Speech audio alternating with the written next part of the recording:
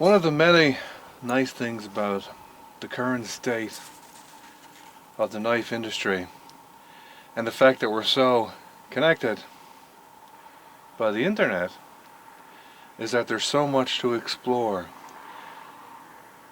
Styles of knives, shapes of knives, and the materials in particular attracts a lot of different people.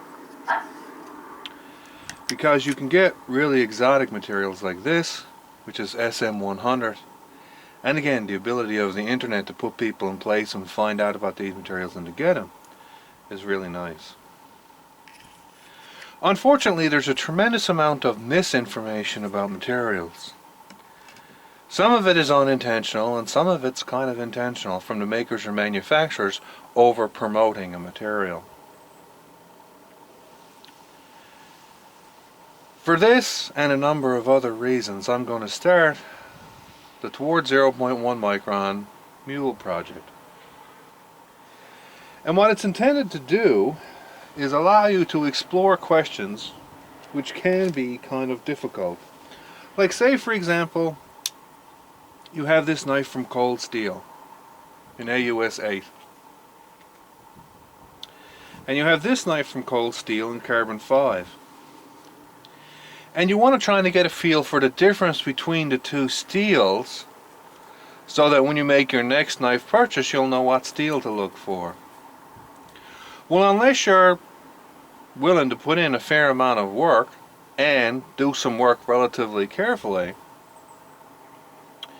you could end up seeing a difference that's more because of the fact that this one has a regrind, or the edge angles might be different, or the edge thicknesses might be different on the two blades.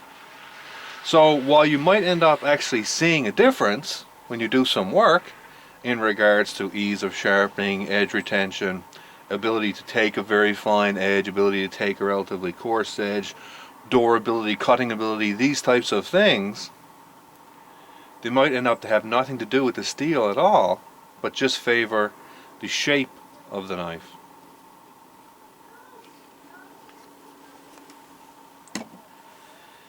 And this difference can be so great that it can easily overshadow very large differences in steels.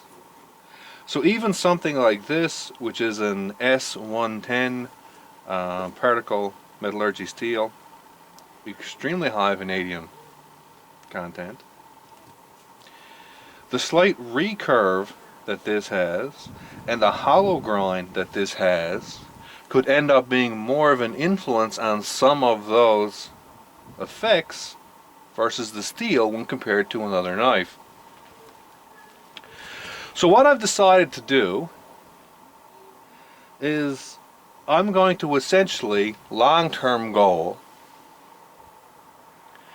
have a stock pattern made in a number of different steels with a number of different heat treatments, and there will be work done on each one of those sort of as a library of steels.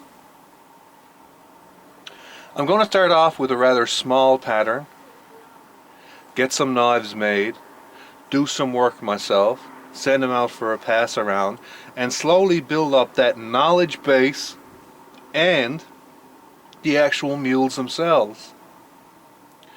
So the end goal would be very similar to a library. Say you were interested in S110V,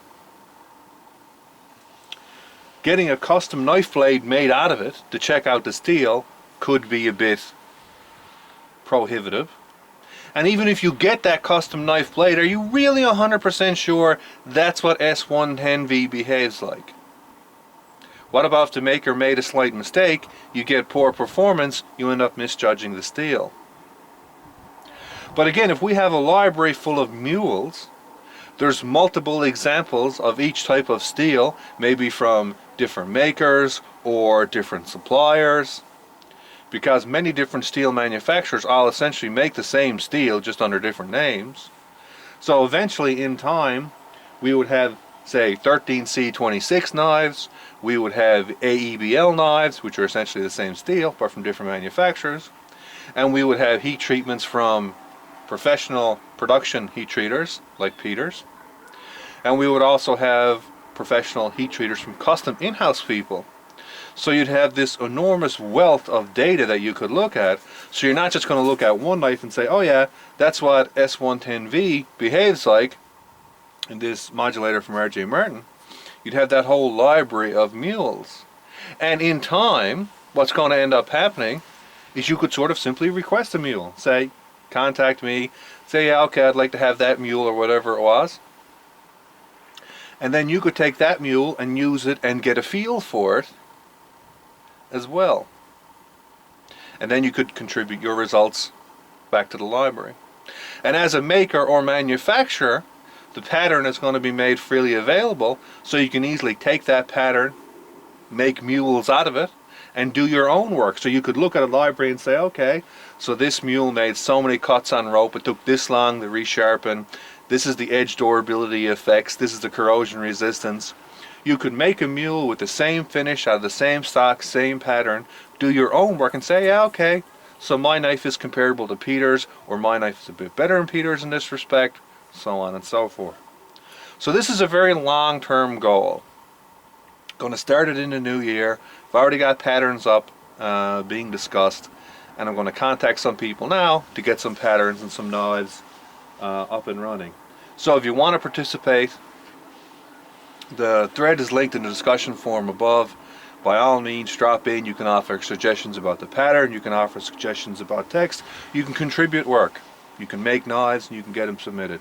So it should be a very interesting project, should be a lot of information, and I hope that it's able to draw people together that are interested in producing real results, real information, and it starts cutting through the swath of hype and misinformation, both intentional and unintentional, that exists in the industry.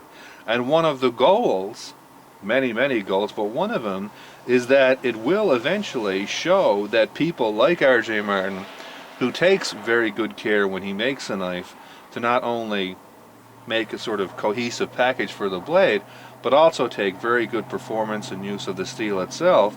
The library can actually show that by comparing his knives to the stock pattern, showing where they fare as well.